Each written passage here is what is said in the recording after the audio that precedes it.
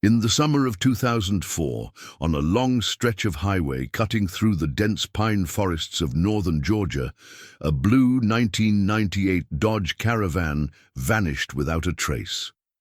Inside were 42-year-old Natalie Harper and her 14-year-old daughter Lily, both on what was supposed to be a bonding road trip before Lily entered high school.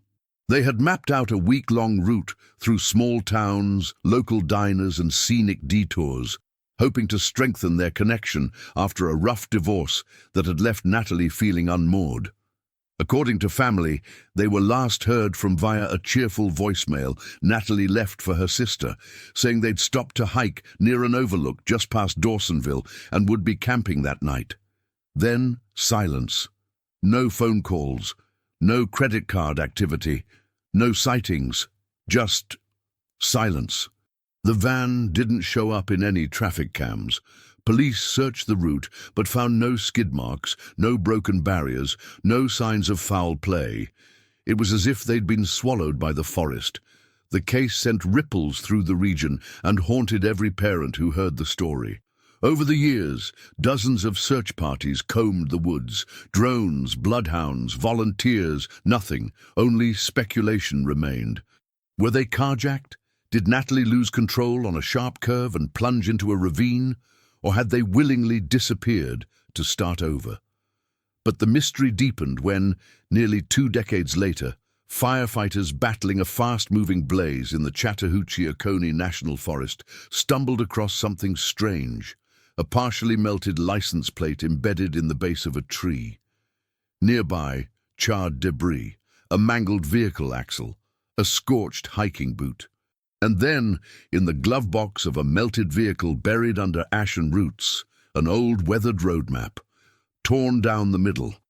One side marked with pen, alternate route, do not take. The other half missing. And just like that, the quiet case roared back to life. Why had Natalie marked that route? What did she fear? What happened on that detour? Before we dive in, let me ask you, where are you watching from? Drop your city or country in the comments. And if you're like us, always drawn to true stories that send shivers down your spine and keep you guessing until the end, subscribe now and help us reach our goal of 1,000 likes. Your support means we can keep uncovering stories that others left behind. This is not just a story of a disappearance. It's a trail of breadcrumbs through time, and the forest, silent for years, may have just spoken. Natalie Harper was the kind of woman who planned everything down to the minute. Friends described her as meticulous, almost to a fault. Packing emergency kits for day trips, laminating maps, even taping handwritten notes with routes and motel names to her dashboard. After the divorce, she'd thrown herself into making things feel safe for Lily. That road trip was meant to be a reset, a celebration of resilience, and that's why her sudden vanishing felt so jarring. It didn't align with the person everyone knew. In the weeks that followed their disappearance, authorities traced the known stops. A small breakfast diner in Rome, Georgia, a gas station where Lily had bought a candy bar and smiled at the clerk, and finally, the last digital signal. Natalie's phone pinging a tower 12 miles from a scenic lookout called Raven's Peak. That's where all traces stopped. But in 2022, when the wildfires swept through the area, firefighters noticed an unusually dense patch of forest that had burned hotter than the rest. Beneath layers of soil, roots, and time, they uncovered the rusted frame of what was later confirmed to be the missing Dodge Caravan. The discovery sent shockwaves through both the family and investigators. But the real question wasn't just where the van had been, it was why it had taken 18 years for anyone to find it.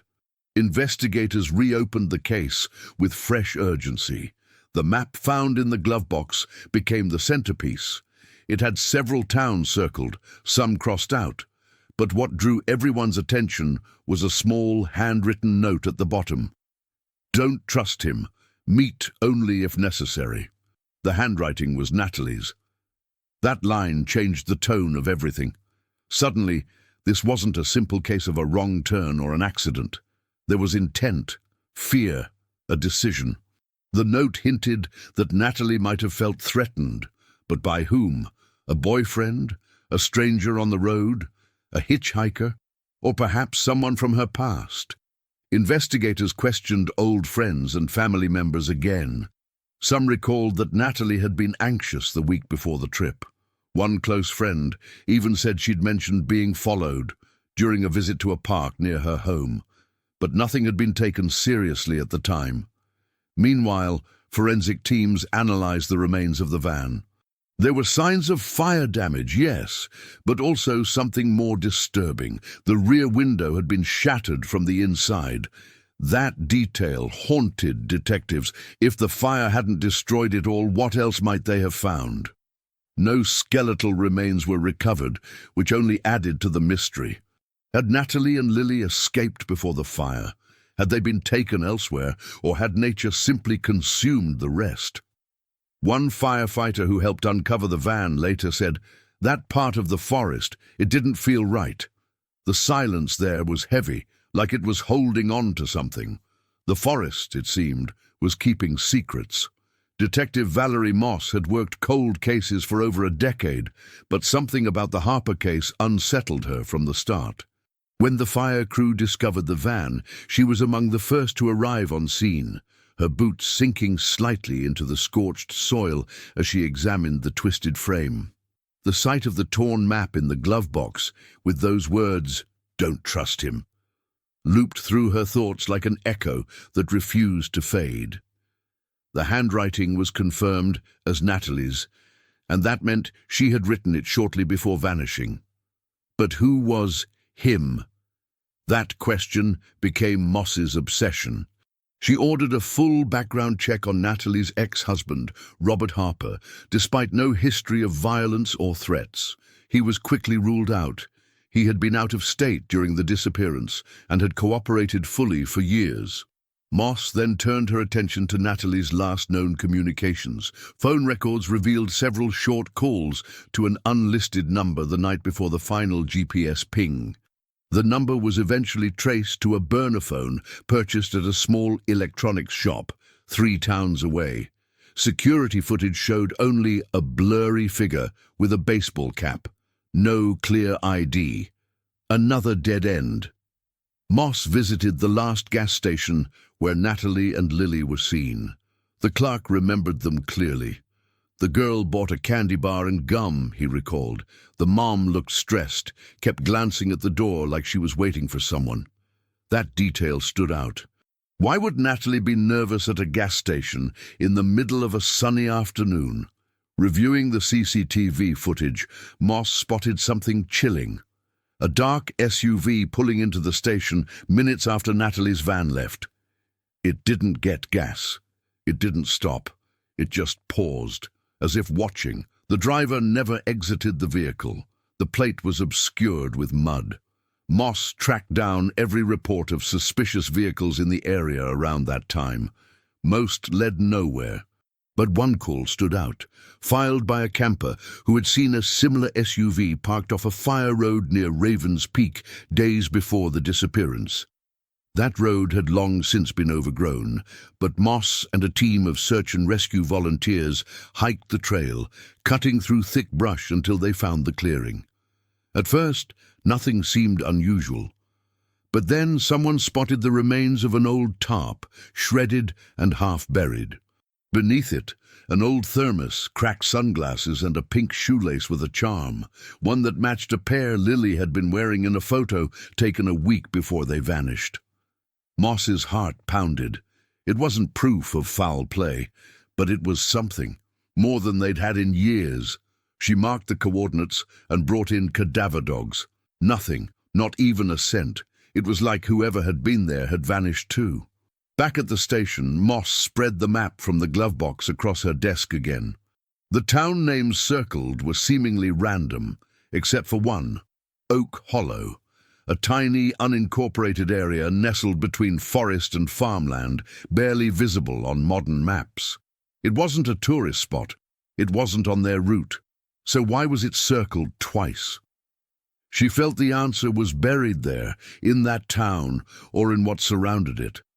Moss made a decision. She'd go there next. Not officially, just a quiet drive. A personal detour. She had a feeling she couldn't shake, that the forest had more stories to tell if she was willing to listen. Detective Valerie Moss arrived in Oak Hollow just after sunrise. The town barely existed on paper. A handful of homes, a general store, a church that hadn't held service in a decade. It felt forgotten, like a place time had passed over without stopping. She parked near the old diner, long closed, its faded, open 24 hours sign hanging askew. Locals watched her from behind curtains and screen doors, curious but wary. She walked the main street slowly, scanning for anything that might explain why Natalie Harper had marked this place. A boarded-up sheriff's outpost stood across from the diner, its windows dusty and cracked. Something about the building tugged at her. She crossed the street and pushed on the front door. It creaked open. Inside, stale air and shadows. Filing cabinets lined one wall. Most were empty. But in the back, tucked under a stack of yellowed reports, she found a folder labeled Missing Persons, 2006-2010. It wasn't what she came for, but her instincts flared. She opened it. 3 cases, all women, all tourists, all vanished within 20 miles of Oak Hollow. None ever found. Their names didn't ring any bells, but the pattern was chilling. Each woman had passed through the area during summer months. Each disappearance had been written off as accidental or voluntary. But now, looking at the folder through the lens of the Harper case, Moss saw something else. A cycle. She photocopied the file and left, unsure yet what to make of it. She stopped at the general store, pretending to shop while listening. Locals murmured in low tones, mostly about crops, weather, and who hadn't paid their tab. But one voice stood out, an older man speaking about the map girl. Moss turned. "What map girl?" she asked. The man hesitated, eyes narrowing. "The one from a few years back. Said she found something up near Devil's Bend. Thought she was some kind of investigator." Moss's heart kicked. She asked what happened to the girl. The man shrugged. "Stayed a few days, then just stopped showing up. Folks said she got bored and left." Moss wasn't so sure. She asked where Devil's Bend was. The man pointed down the road. "Half-hour north. Dirt road. Most folks stay out of there. Coyotes, snakes, bad energy." Moss drove there alone. The road was barely passable, lined with dense pines and bramble. Her tires crunched over gravel and dead leaves. Finally, she reached a clearing with remnants of a campsite. Long cold, a rusted camping chair, an extinguished fire pit. Nearby, a mound of disturbed earth half covered in moss. She approached slowly, dread coiling in her chest. She knelt, brushing leaves away. A patch of plastic emerged, weathered, thin, like a tarp. She tugged gently, revealing part of a duffel bag. Inside, a woman's jacket, notebook, and a phone. Dead, but intact. She returned the items to evidence bags and called it in. The notebook had sketches, notes, diagrams of trails and timelines. The last page read, "I think he's been doing this for years. Oak Hollow is the key." Moss felt her stomach turn. The handwriting matched the police file's last known report from Megan Hartley, a junior reporter who vanished while researching disappearances near Oak Hollow in 2017. No one had ever connected her to the Harper case, until now. The notebook changed everything. If Megan had found something, and if Natalie followed that same path, then both had stumbled onto something dangerous. Moss stared into the trees, the wind whistling through the pines like a warning. This wasn't a cold trail anymore. It was burning with quiet rage, begging to be heard. And she was the only one listening. Detective Moss returned to her motel room and laid out the evidence on the bedspread like puzzle pieces that refused to fit. The notebook found at Devil's Bend wasn't just a curious relic. It was a road map, of obsession. Megan Hartley had clearly believed someone in Oak Hollow was responsible for a string of disappearances dating back decades. The symbols in her journal matched those circled on the torn map from the Harper's glove box. Moss double-checked both. The X near the cabin ruins, the loop around Devil's Bend, the ominous arrow pointing west, labeled only, "He watches from here." That phrase gnawed at her. She tried to trace ownership records on the land around those areas, but hit walls. Most of the property was unincorporated, passed through families informally, or never properly documented. One name did surface repeatedly, however: Curtis Daltrey, a recluse, Vietnam veteran, lived off-grid in a cabin deep in the woods. No criminal record, but several mentions in town logs: disturbances, trespassing complaints, unusual behavior. Nothing ever serious enough to prosecute. But Moss's gut clenched every time she saw his name. She visited the county records office, and an aging clerk gave her a warning look. "Daltrey's not the kind of man you want to poke around on. Folks around here learn to leave him be." Moss pressed further. "Why?" The clerk hesitated. "Strange things happen around his land. Dogs go missing. Hunters never come back, but you didn't hear that from me." Moss drove out the next morning, following an old ranger trail that curved toward the western ridge of the forest. The deeper she went, the quieter everything became. No birdsong, no wind, just the engine and her heartbeat. Finally, the trees opened to reveal a clearing and a cabin, leaning, weather-beaten, half swallowed by ivy. She stepped out cautiously, her badge visible. "Mr. Daltrey?" she called. No answer. She approached the door. It creaked open with a gentle push. Inside, darkness, the scent of mildew, and something metallic. Dust floated in sunbeams from broken slats. The walls were cluttered with newspaper clippings, articles about missing persons, especially women. Photos, maps, circles drawn in red ink. One photo stopped her cold. It was Natalie Harper, standing beside her car, smiling at a gas station, taken from a distance. The timestamp was dated 2 days before the disappearance. Moss backed out quickly, heart pounding. She called it in. Within hours, backup arrived. The cabin was sealed off, and forensic teams combed every inch. Behind the property, buried under firewood, they found a hatch, an old storm shelter, locked from the outside. They broke it open. Stairs descended into darkness. The smell hit them first. Decay, the unmistakable stench of something long dead. Flashlights swept across the cramped room. Chains, a cot, and in the corner, decomposed remains. It took days for the lab to confirm it, but the skeleton was identified as Megan Hartley. She had never left Devil's Bend, and she wasn't the only one. Further searches of the property uncovered clothing, ID cards, and personal items belonging to at least 5 other missing women, all tied to the Oak Hollow region, all unsolved. Curtis Daltrey, however, was nowhere to be found. The cabin hadn't been lived in recently, no food, no recent tracks. It was as if he'd vanished into the woods, or had been watching all along and fled the moment Moss got too close. A statewide manhunt began. Flyers, alerts, but he was a ghost. And still, no sign of Natalie and Emma Harper.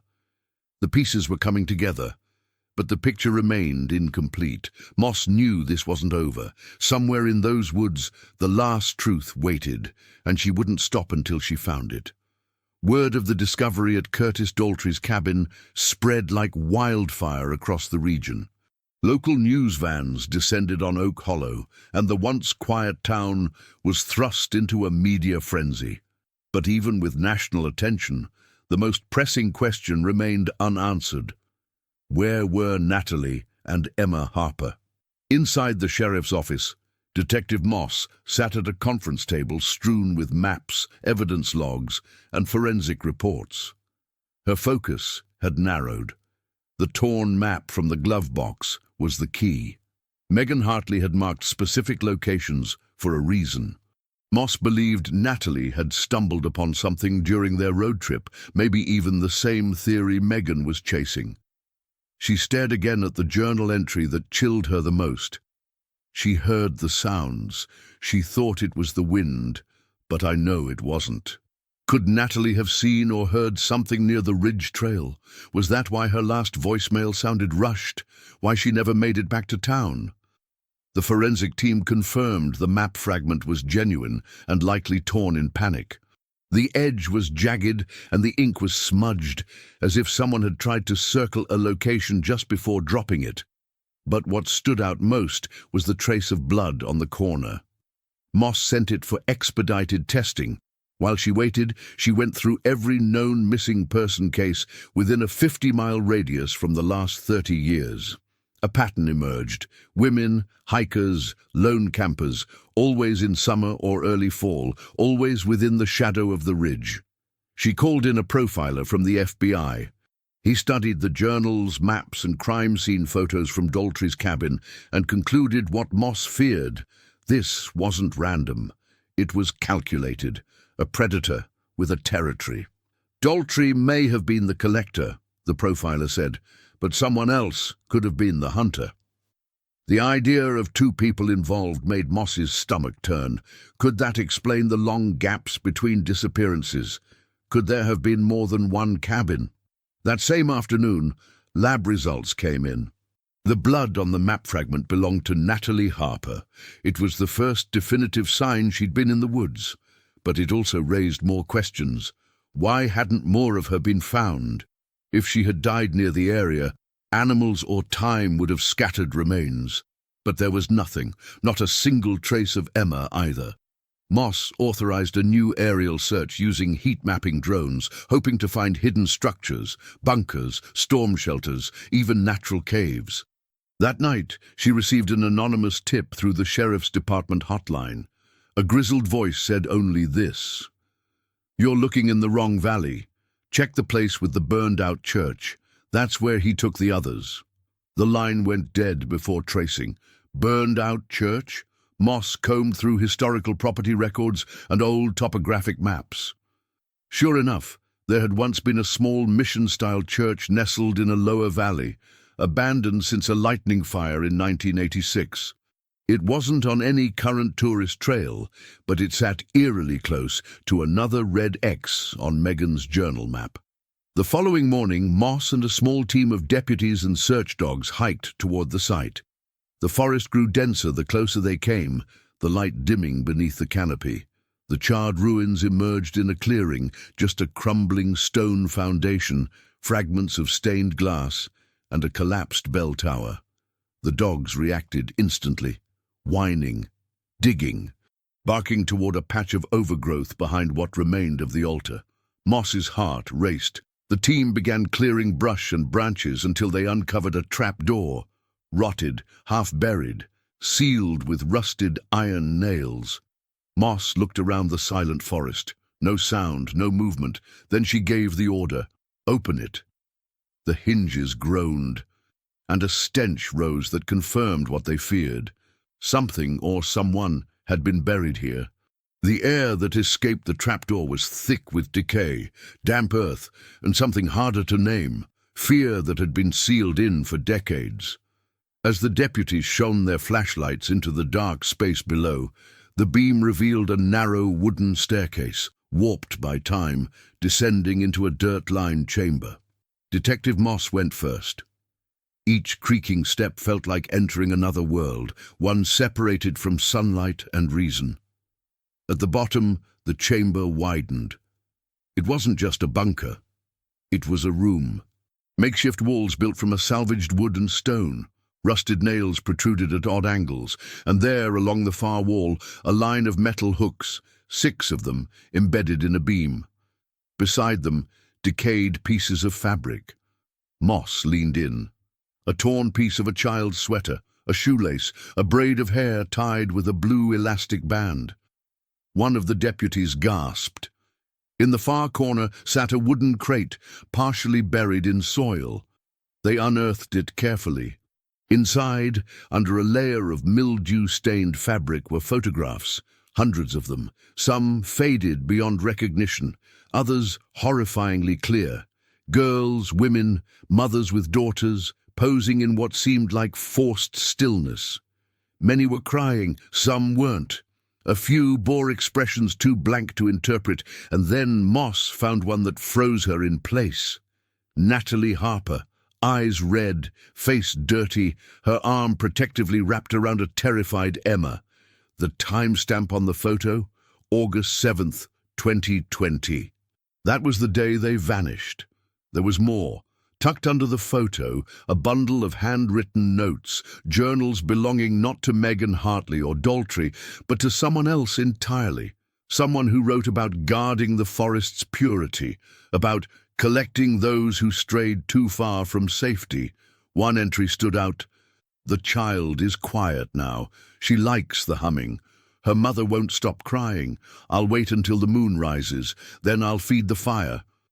Moss slammed the notebook shut. There was no name, no signature, but the handwriting matched the note found at Daltrey's cabin. This wasn't Daltrey's place. He might have known about it, might have visited, but this belonged to someone else, someone still out there. The forensics team was called in. As they scanned the soil around the bunker, they uncovered bones. Not just one body, multiple. Layers, some old, others more recent. No full skeletons. Just fragments. The kind left behind when someone knew how to scatter remains. Moss stepped out into the clearing, staring up at the burned church tower's ruins. She felt like the forest was watching. The trapdoor wasn't hidden by accident. It had been placed carefully, with the church as a marker, like some twisted graveyard monument. That night, Moss couldn't sleep. Her dreams were filled with Emma's face, the photo burned into her memory. The girl had been alive. That meant for a time they both were.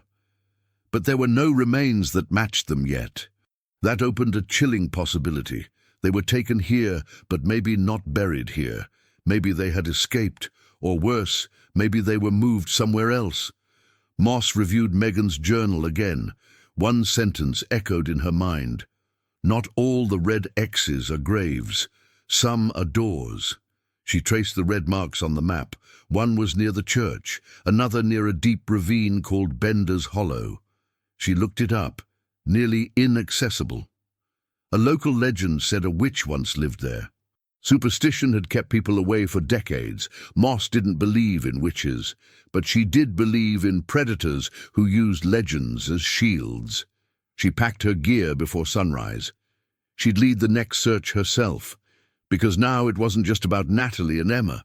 It was about the others, the ones no one had ever reported, the ones the forest swallowed before anyone even knew they were missing. Bender's Hollow was not on any GPS. The dirt road that once led there had eroded into the terrain long ago, and the trees grew so thick that sunlight barely touched the forest floor. Detective Moss hiked for over an hour, following the red X on Megan's map until even the birdsong quieted. The air was dense, pressing against her chest.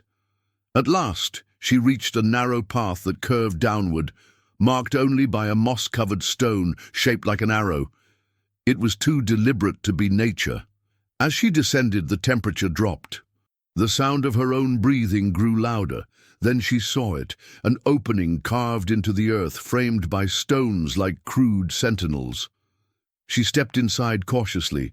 The tunnel wasn't deep, but it was dark. Her flashlight flickered across markings on the wall. Symbols, spirals, red handprints, old flaking paint or something worse. Deeper inside she found another room, smaller than the church cellar, but freshly disturbed. The soil had been dug recently. In the corner, a tarp was folded neatly. Beneath it, clothing, child-sized, a faded pink sweatshirt, blue jeans with a tiny patch shaped like a heart. Moss's hands trembled. These were Emma's. She found a tin box buried beside them. Inside, a necklace made of beads, some plastic, some wooden. And a photo. Natalie again, but this time she was alone, eyes open, lifeless. The background was unfamiliar, wooden walls, a single cross carved into the wood behind her. Moss sat back, stunned. If Natalie had died here, where was Emma? Had someone kept her alive, or was the child the one now buried in the fresh soil? Forensics would need to test everything, but her gut screamed otherwise. The tarp, the clothes, they had been left as if someone meant for them to be found, as if they wanted to be known. When Moss emerged from Bender's Hollow, the sky was turning. Clouds gathered like bruises overhead. Rain threatened to fall, but the forest remained still, too still. That night she reviewed all the materials again, Megan's map, Daltrey's cabin notes, the trapdoor photographs, and she noticed something she hadn't before, a name etched faintly into the back of one of the bunker photographs, WR. The same initials that appeared in the corner of several journal pages. Not Daltrey, not Megan, someone else. A new name emerged from an old police report, Warren Rell, a former park ranger who'd gone off-grid in 1998. He was presumed dead after his truck was found at the edge of a cliff near the national park, but his body had never been recovered, and in the years that followed, there had been whispers. Locals reported strange sightings, voices in the woods, someone watching hikers from afar. Rell had been obsessed with preserving nature, even filing formal complaints against families who picnicked too loudly. It was always written off as eccentricity. Now Moss feared it was something far worse. A man who never left the forest, who had time, knowledge and motive. If Warren Rell had been behind the disappearances, how many others were there? How many red X were actually his trail? She pushed further. Archives revealed that in 2005, a mother and son had vanished nearby. In 2011, a solo hiker. In 2017, 2 teenage sisters, all in areas marked with red symbols on Megan's map. No bodies, no conclusions, until now. Moss submitted an urgent request to the FBI for a psychological profile. But her instincts told her she didn't have time to wait. If Emma was still alive, or if someone else was next, hesitation could mean death. She prepared a small team to return to Bender's Hollow, this time to dig deeper, literally and figuratively. Because somewhere beneath the soil, or behind those markings, was the answer. One that had waited far too long to be unearthed. The team arrived before dawn. 3 specialists from the county forensics unit, 2 cadaver dogs, and Moss. The air in Bender's Hollow was colder than the surrounding forest, as if the ground itself remembered pain. The dogs alerted immediately, noses pressed to the earth near the tarp's former location. They circled, pawed, then froze, tails stiff. The soil was disturbed. Shovels hit roots, stone, then something softer. A heavy silence fell as the first human bones surfaced. Small, fragile, not adult. The forensic lead looked at Moss and shook his head slowly. They would need DNA to be certain, but the signs pointed to Emma. Her heart twisted. This was no longer a missing persons case. It was a serial investigation. And someone had left a pattern, deliberately. Just like Warren Rell once mapped fire prevention zones, these disappearances followed a pattern of control, suppression, and obsession. The bunker photos, the map symbols, the buried remains, it all aligned. Still, something didn't sit right with Moss. Rell had supposedly died in 1998. Why would his name appear on materials created years later? Was someone copying him? Or had he faked his death entirely? She returned to the records, old reports, obituaries, ranger logs, and there it was, a note in the margins of a retirement roster. No body recovered, declared deceased due to presumed suicide, no next of kin. Too convenient, too clean. Moss dug deeper. A week after his death, a hardware store in Asheville reported a man matching Rell's description, buying bulk camping supplies, paid in cash. A similar sighting came from a gas station security tape in 2001, showing a man with a ranger patch stitched onto a faded jacket buying canned food. No ID, no license plate, just a stare that unsettled the clerk enough to write it in the incident book. Rel never left. He simply moved underground. The church basement, the forest bunker, the hidden cellar. He'd built his world in silence, and no one had stopped him, not until Natalie and Emma drove into his territory.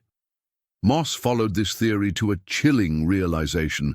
Bender's Hollow wasn't just random. It was the epicenter. Every previous disappearance was within a 30-mile radius. Like a spider's web, Rel's domain extended outward, and the red X's weren't just locations. They were trap zones, places where he lured, watched, and captured.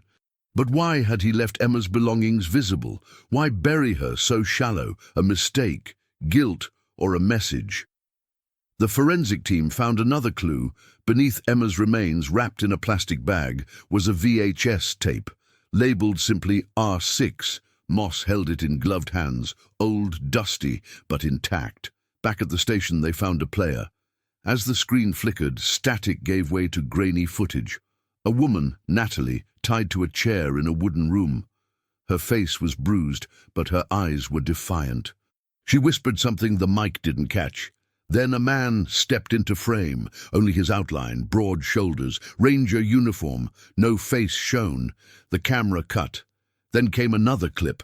Emma, crying, sitting on a bed, coloring in a notebook. She looked older than the last photo, maybe 6, and alive. Moss gasped. This meant Emma hadn't died immediately. She'd been kept. For how long? And where was she now? The tape ended. No names, no dates, just darkness. The implications were monstrous. Rel, or whoever had taken up his legacy, was recording his crimes, cataloguing them, and if there was a R6, that meant 5 others before it, possibly more. Moss issued an urgent nationwide bulletin. The Smoky Mountains were now the site of an active, ongoing serial predator investigation, and Emma might still be out there. The tape changed everything. No longer just a cold case, this was now a live hunt. Moss gathered her team in the early hours, tension crackling in the fluorescent-lit room. "We're not chasing ghosts anymore," she said, her voice low. "We're chasing a man who planned this, documented it, and is possibly still active." The realization hit the room hard. They weren't just uncovering history, they were now potential participants in the next chapter. The FBI sent a profiler, a man who had worked on similar long-term captivity cases. His analysis was grim, but focused. The tapes showed control, not chaos. The captor was methodical, calculating, and emotionally detached. Moss knew exactly what that meant. Emma may have lived for years in some kind of forest prison, molded into a version of obedience until she outlived her usefulness. But what then? The profiler suggested the existence of a final site, a place where the captor kept trophies or journals. If they found that site, they'd find the full truth. Search units combed through Bender's Hollow and the surrounding zones. Metal detectors beeped endlessly. Drones flew overhead. A week passed. Nothing. Then a break.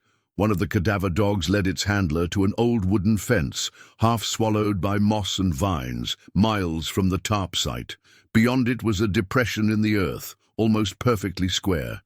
A root cellar, sealed shut with rusted chains. Bolt cutters snapped through. The door groaned. Darkness spilled out like a breath held too long. Moss entered first, flashlight cutting through cobwebs and damp air. Shelves lined the walls, canned food, water jugs, rope, and something far more sinister. Dozens of notebooks, each labeled with a year. Inside were handwritten entries, not by Rel, but by the victims. Journals, some written by teenage girls, others by children. Pages filled with fear, drawings, scratched messages like, "He watches at night," "I miss the sun," and "Don't forget who you are." Some had names. One said Emma. Others had only initials. In the back of the cellar was a trunk, locked tight. Inside, police found photo albums, hundreds of Polaroids. Most were of wooded areas, deer trails, abandoned campsites. But others were portraits. Young girls standing stiffly in front of trees, some smiling, some crying. One looked almost directly into the lens. Emma. Same eyes, same locket her mother had described, dated 2014. That meant she'd been alive at least 3 years after the abduction. Her photo was the last in the album. No others followed. Moss felt sick, but there was more. Behind the trunk, scratched into the wood paneling, were coordinates. 3 sets. One matched Bender's hollow, the other 2 were unknown. Moss's fingers trembled as she typed them into her GPS. One was near a remote overlook called Devil's Spine, a treacherous ridge avoided by hikers. The other pointed to deep forest beyond the national park boundary. If the captor moved locations, these might be former sites, or worse, current ones. Moss split the teams and moved fast, Devil's Spine first. The trail was nearly impassable. They found an old camper shell, rusted and filled with refuse. No signs of life. But in the second location, buried beneath a rotted log, they found a fresh grave. Bones, small, but not Emma's. This was another victim, another unknown girl, and beside her, another VHS tape labeled R3. Back at the station, Moss inserted the tape, unsure if she could stomach more. But she had to. The tape showed another girl, bound, whispering, then a man's voice, distorted. "You're safe here," he said. "No one's coming. You're mine now." The screen went black. Moss shut off the machine.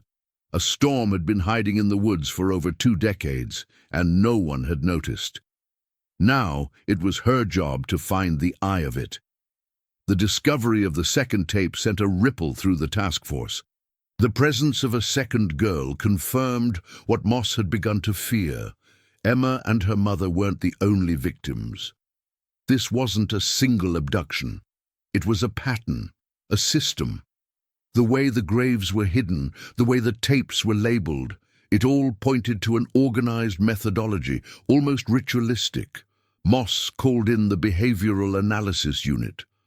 Their conclusion was chilling. The man behind this had likely been operating for at least 20 years, and he hadn't stopped. Somewhere out there might still be survivors. The team re-examined all missing persons cases within a 500-mile radius. Patterns emerged. Young girls vanishing during road trips, often with a parent, sometimes alone. Always near forested highways, national parks, or rural backroads. The cases had been treated separately, but now they looked like pieces of the same puzzle. Moss couldn't sleep. Every journal entry, every whispered voice on the tapes haunted her. But something else was gnawing at her, Rel.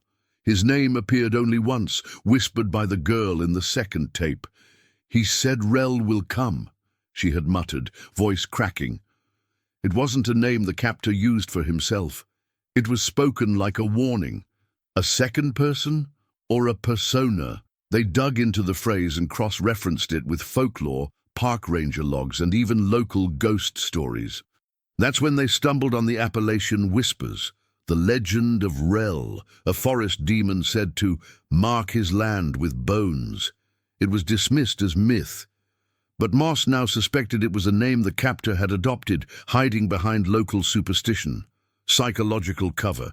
That meant he likely lived near the area, maybe even blending in as a local. The notebooks found in the root cellar were sent to handwriting analysts. One entry stood out. It wasn't like the others.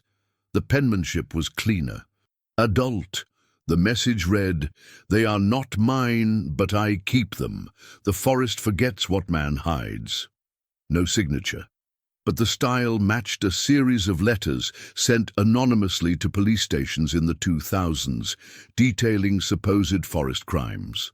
They had been dismissed as the ramblings of a disturbed man. Now Moss believed they were confessions. She traced the origin of those letters. Postmarked from a tiny postal station in a town called Glen Fall, population 212. A place so small it didn't appear on most GPS systems. Moss went there herself. No uniform, just curiosity.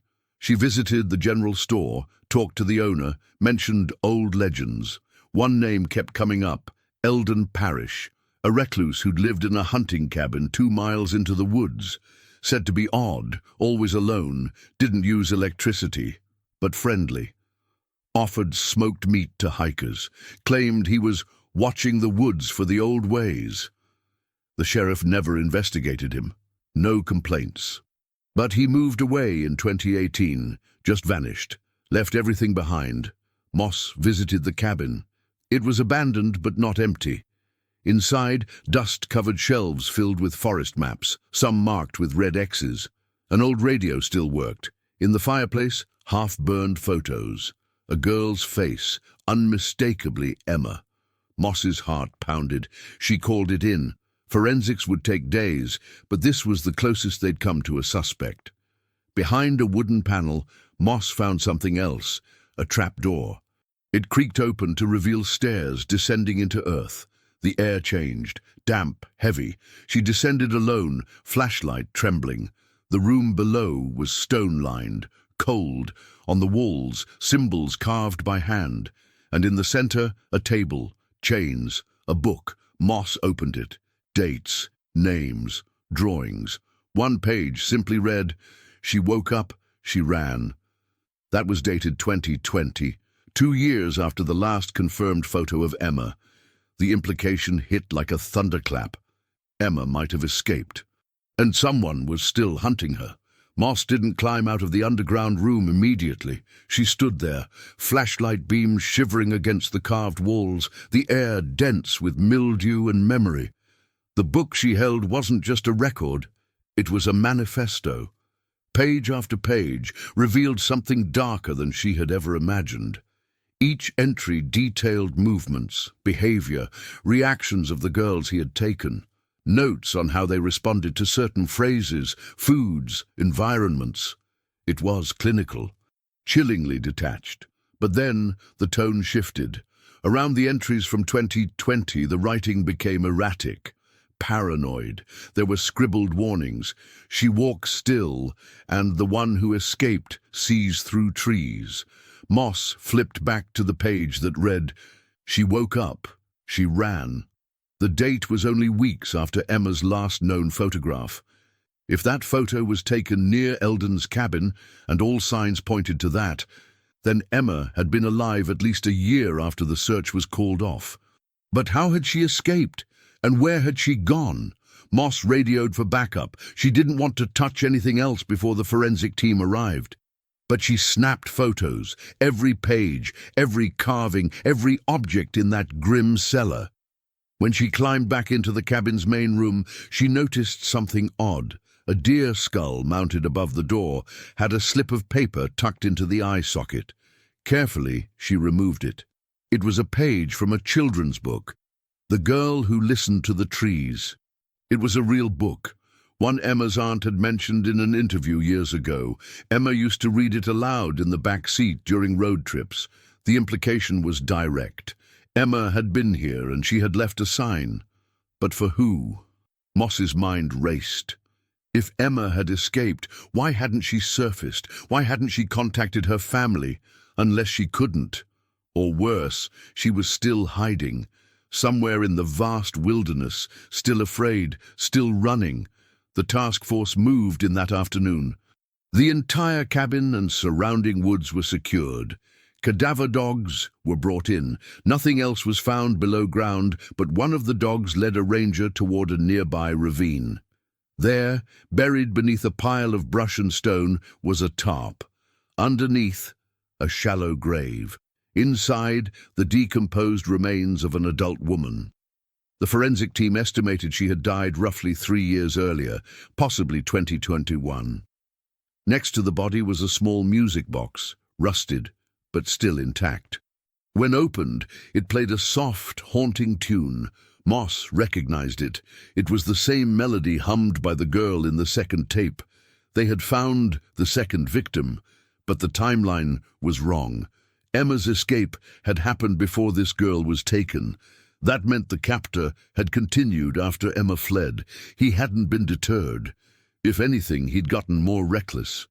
The team began combing through the book Moss had found, looking for references that matched known missing girls. 5 potential matches emerged. All had been dismissed as isolated disappearances, but the locations matched the red X's on the cabin maps. This wasn't random, it was systemic. The phrase, "she walks still," haunted Moss.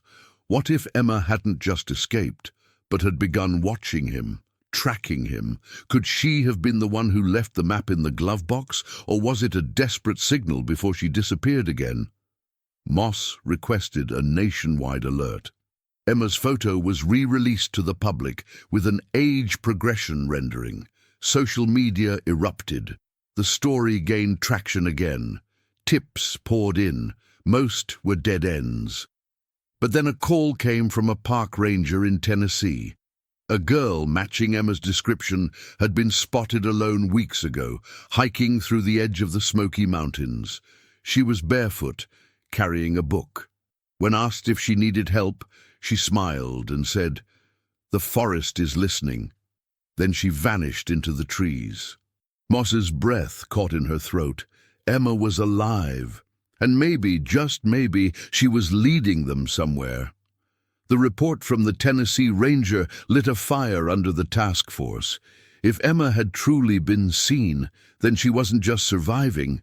She was deliberately placing herself within range of people who might connect the dots. Moss re-examined everything through that new lens. Emma had become a ghost who whispered clues through burned maps and hidden pages. Not a victim anymore, an active player in her own mystery. They dispatched a small team to Tennessee, including Moss. She needed to be on site. The ranger guided them to the exact spot where the girl was seen, a bend in the Appalachian Trail that opened onto a clearing filled with fireweed and the charred remains of trees from a lightning strike months earlier. The symbolism was chilling. Fire had uncovered the truth once before. Would it do so again? The team spread out, scanning the area. Moss stood in the center of the field, trying to imagine what Emma saw. What she felt. Why here?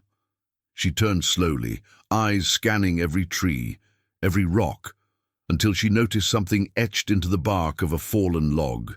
3 vertical lines and 1 diagonal, crossing them like a tally mark. Moss had seen that symbol before. It was carved into the wall of the underground room in the cabin. She called the others. They found another tally on a tree 50 yards away. Then another. They were a trail. Emma's trail. It wasn't random wandering, it was a message, and it was leading somewhere. The rangers followed the markings deep into the woods.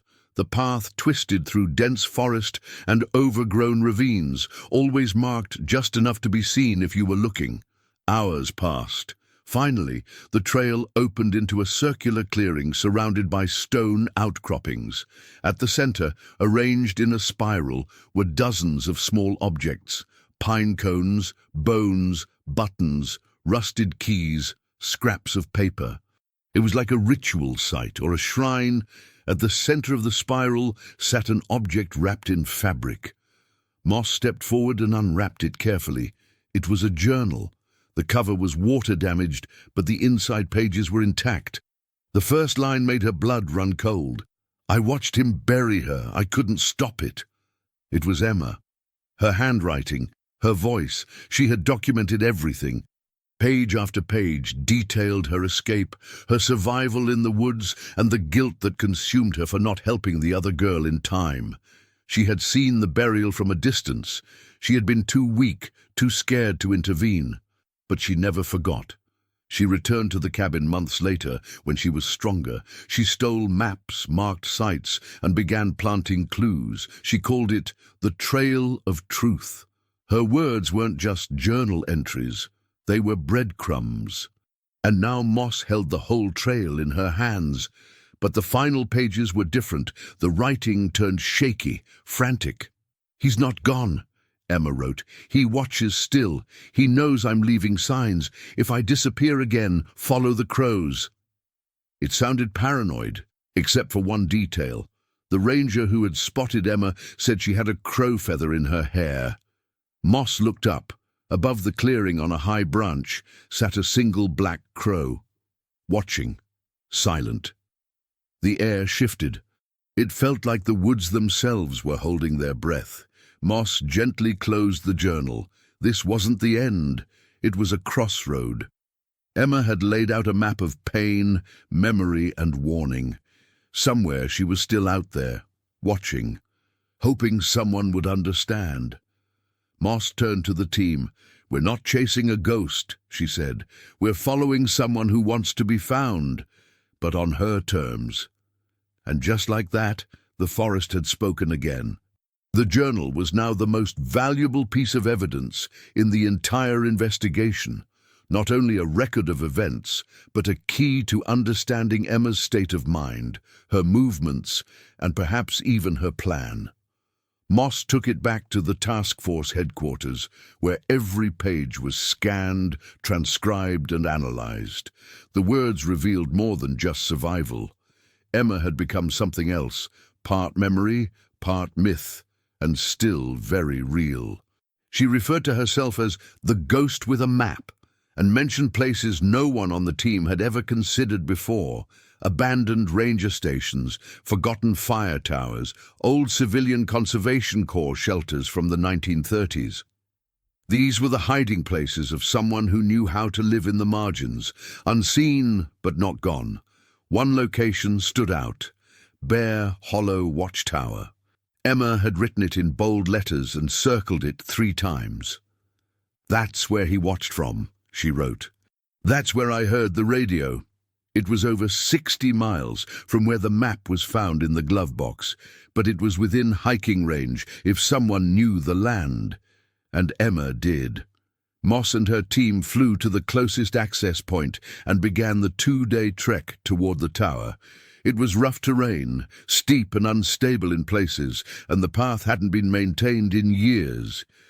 But the deeper they went, the stronger the signs became. More tallies etched into trees, feathers placed at eye level, even a line of stones along a creek forming an arrow. Emma had turned the wilderness into her own language. By the 3rd day, they reached Bear Hollow. The tower stood like a skeleton against the skyline, its wood blackened by weather and age, its stairs mostly gone, but its upper level still intact. Inside, they found remnants of someone's stay: wrappers, a cracked thermos, a hand-carved whistle, and another torn page from Emma's journal, pinned to the wall with a nail. "If you're here, you're close," it read, "but he's closer than you think." That line hit everyone in the gut. The idea that he might still be out there, possibly watching them from the trees, was no longer just paranoia. Moss ordered a silent sweep of the surrounding area. Hidden trail cameras were installed, heat sensors deployed. They camped just beyond the tower that night. No fires, low voices. Every snap of a twig put nerves on edge. At 3:17 a.m., one of the cameras triggered. Something or someone had moved just beyond the eastern ridge. The team moved in, silently, flashlights off, weapons ready. What they found was another marker, a crow feather tied with red string to a branch. Beneath it, scratched into the dirt, was a single word: almost. It wasn't a threat, it was a promise. Emma had left it for them. She knew they'd come. She knew the trail wouldn't be followed by just anyone. It would take someone who cared enough to read between the lines, to look past the fear. Moss picked up the feather. It wasn't just a symbol anymore. It was a connection, a bridge between 2 women, one chasing truth, the other running toward redemption. As dawn broke, the team gathered and reviewed the next clue. Emma's words in the journal were clear. He used the creek system. That's how he moved. That's where the truth is buried. It was a new path, a different trail, but one that might finally lead them to the answer that had eluded everyone for over a decade. The creek system Emma referenced wasn't on any modern map, but it had once served as a travel route for trappers, rangers, and outlaws in the late 1800s. Its winding tributaries cut through some of the most isolated terrain in the region, and to follow it meant embracing the unknown. Moss's team broke camp at first light, guided only by Emma's journal and the red marker she'd placed along the way. Within 2 hours, they found the first creek bed, dry in parts, flowing in others, snaking around rock formations and under fallen trees. They moved carefully, aware that any misstep could erase a clue or lead them into an ambush. The forest was unnervingly silent. No birdsong, no rustling leaves, just the soft trickle of water and the occasional crunch of boots on gravel. About a mile in, they found it, a shallow depression in the earth, ringed with stones. In the center was a box, metal, rusted but intact. It had no lock, only a latch. Moss opened it slowly. Inside were more pages, not from a journal but from letters, dozens of them, all addressed to Mom, all written by Emma. The dates spanned 5 years. Each letter chronicled a moment of survival. "I caught a fish today, I used Dad's trick with the net," or "I fixed the radio, but it only catches static." Some were hopeful, others heartbreaking. "I think about you every night, even when I'm too tired to dream. Sometimes I forget what your voice sounded like, and that scares me." The final letter was dated only 6 weeks before the map had been found. "I don't know how much longer I can stay ahead. He's getting bolder. He knows I know. But I have to make it count. If someone finds these, follow the red trail. It ends where it began." That line struck Moss deeply. She flipped back through the journal and traced the locations Emma had marked, every red feather, every carved symbol. They all formed a rough spiral pattern, one that centered on a location from the original investigation, the overlook where the last photo of Margaret and Emma had been taken. It was as if Emma had been circling the truth for years, narrowing in. Moss made the call. They would return to the overlook, not just as a symbolic gesture, but because now they had reason to believe the truth was buried there. The team reached the site by sunset. It was surreal, standing in the exact place where the road trip had last been documented. The same curve in the guardrail, the same scorched tree stump still leaning west. But the terrain below had changed. Erosion had exposed new soil layers and small animal trails now cut through the underbrush. Moss instructed the team to fan out. Within 30 minutes, one of the officers found it, disturbed earth, not recent but different, unnatural. They began digging carefully, layer by layer. First came broken branches, then canvas, then bones, human bones, 2 sets, adult female and adolescent female. The forensic team would need time to confirm, but the conclusion was all but certain: Margaret and Emma, or what was left of them. Moss stood in silence as the sun dipped behind the mountain, the final light catching on the rusted edge of the old guardrail. Emma had never left. She had simply come full circle, trying to protect the truth, even if it cost her everything. But there was still one question unanswered. Who was he? Who had Emma been running from for all those years? And why had she waited so long to reveal the path? The forensics team worked through the night, carefully documenting every artifact recovered from the burial site beneath the overlook. Alongside the remains, they found remnants of personal belongings.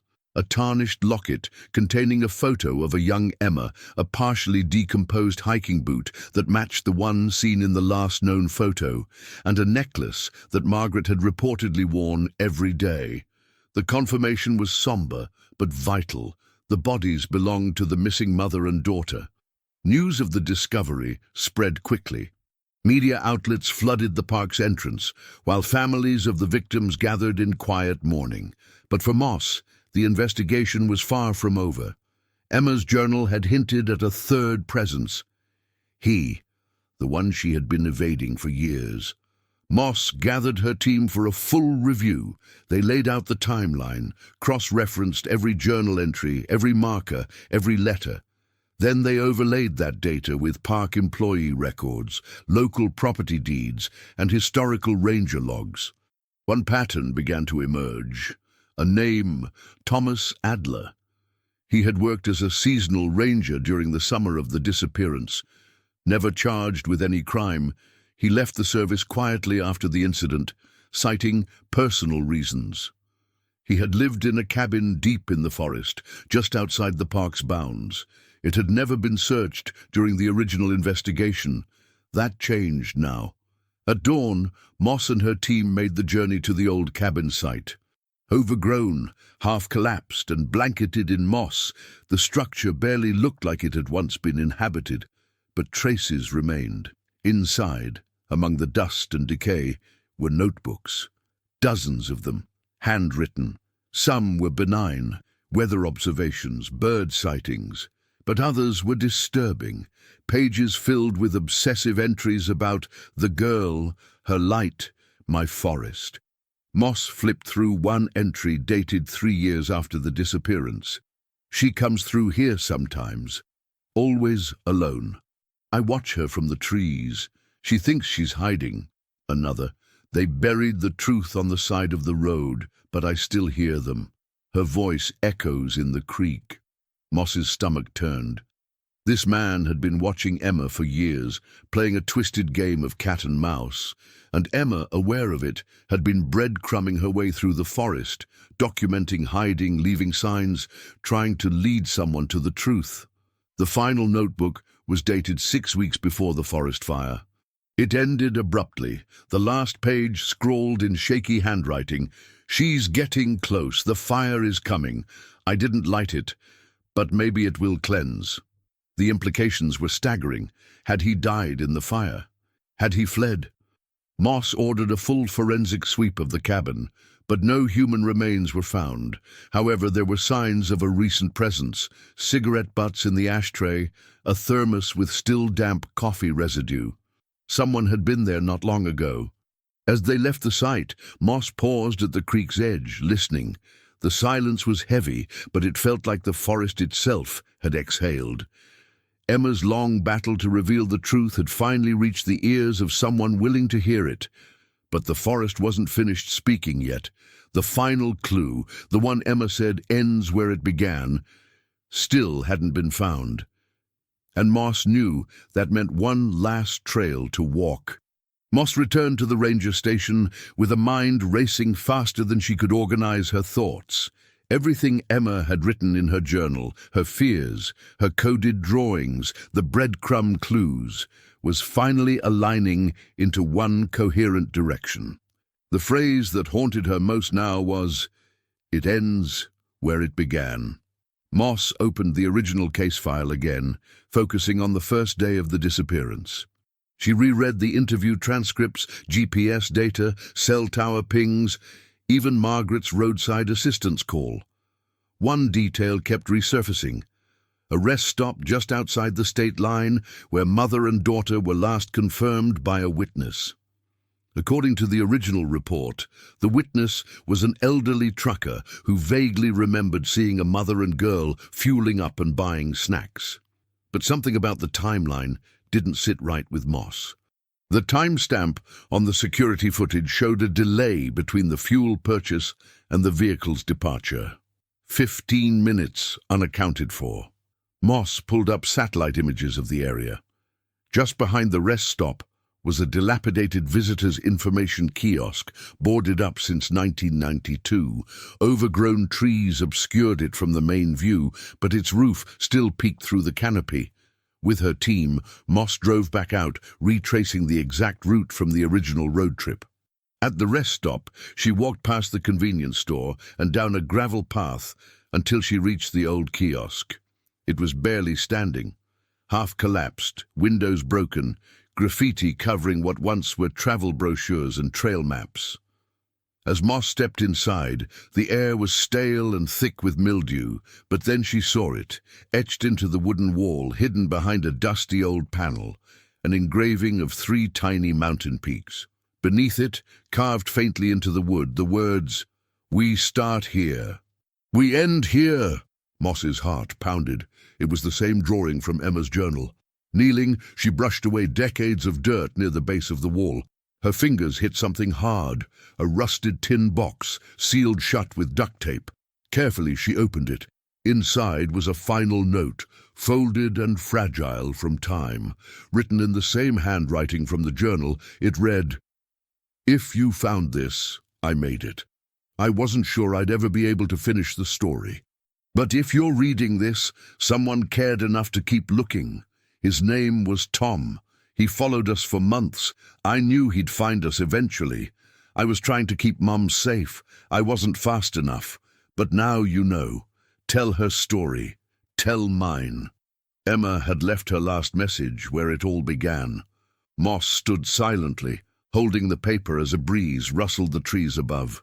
The final piece of the puzzle had been hiding not deep in the forest, but right at the edge of civilization, where most had stopped looking. Back at the ranger station, Moss presented her findings to the district attorney. The case was formally reopened, now armed with physical evidence, motive, and a suspect. Though Adler hadn't yet been located, federal marshals issued a warrant, and his face went national. Families from across the region came forward with strange stories from past park visits. Odd men watching their daughters, strange footprints near tents, uneasy feelings that were never reported. A fuller, darker picture began to emerge. But for Moss, the moment of closure came quietly. She stood with Margaret's sister at the overlook, reading Emma's final note aloud as the sun dipped behind the trees. It wasn't justice, but it was truth. And in a story buried under lies and silence, the truth was the loudest sound of all. The years that followed were quiet, but not forgotten. The story of Margaret and Emma Connolly lived on not just in files and evidence rooms, but in the hearts of everyone who had followed the case, mourned the mystery, or held on to the hope that the truth would one day emerge. The forest that once held their secret now held their story, and thanks to one torn map, that story could finally be told. A memorial was placed near the entrance of the old rest stop, just beside the abandoned kiosk where Emma had left her final message. It was modest. A wooden bench carved with their names and a plaque that read, "She kept going." Visitors began to come, not out of morbid curiosity, but quiet reverence. Families on road trips, young hikers, mothers and daughters holding hands, all pausing to reflect on the fragility of a journey and the resilience it takes to survive even a glimpse of darkness. Moss returned often, never in uniform, always alone. She'd sit on the bench and read Emma's journal again. She never tired of the words. In them, Emma was not just a victim. She was a voice, a girl trying to be brave in a world that had offered her too little protection and too much fear. Emma's note had sparked something larger than anyone expected. Her mention of Tom led to multiple tips and sightings across 3 states. One anonymous caller claimed to recognize him from an old campsite incident in Wyoming. Another remembered a man fitting Adler's description living off the grid in Montana during the mid-2000s. While Adler himself was never captured, his face remained etched into public memory, and law enforcement maintained an open file, ready should new evidence ever surface. For many, that lack of arrest felt incomplete. But for Margaret's family, and for Moss, it was enough to know that the truth wasn't buried anymore.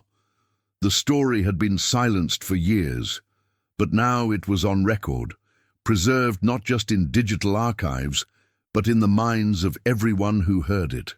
One day, a woman in her early 20s came to the memorial. She had short hair, eyes full of purpose, and a folded piece of paper in her hand. She placed it beneath the plaque, said nothing, and walked away. When a ranger found the paper hours later, it contained a note written in careful handwriting. To Emma, "I never knew you, but I felt your story. I was lost once too. Reading your words helped me find my way back. You didn't just survive. You helped others do the same. Thank you." That was the legacy left behind, not just a mystery solved, but a story that healed. A story that reached across generations, through pages torn and maps faded, and reminded the world that even in the deepest silence, someone is listening. Emma's voice, quiet and trembling in her journal, now echoed like a song through the Smoky Mountains. And Margaret, who simply wanted a peaceful road trip with her daughter, was remembered not for how her journey ended, but for how her love endured. When forest fires cleared the overgrowth, when ash revealed roots long forgotten, something else had also been uncovered, proof that stories matter. That truth finds its way home, and that even the faintest trace, a torn map, a carved wall, a final note, can rewrite the ending.